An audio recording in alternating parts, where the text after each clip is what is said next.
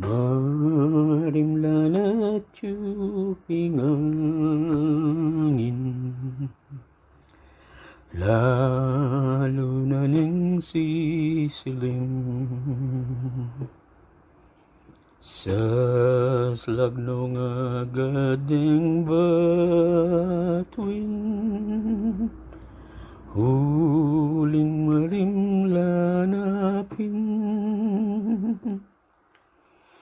Ketang malukang sabsaban,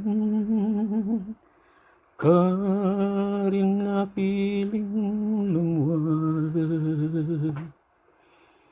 ning magligtas king sikluban.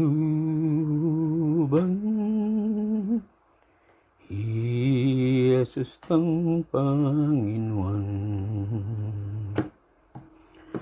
Kristong Pasko,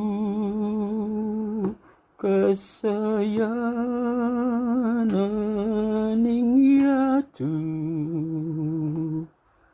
akwaltat kalulu, mi pamye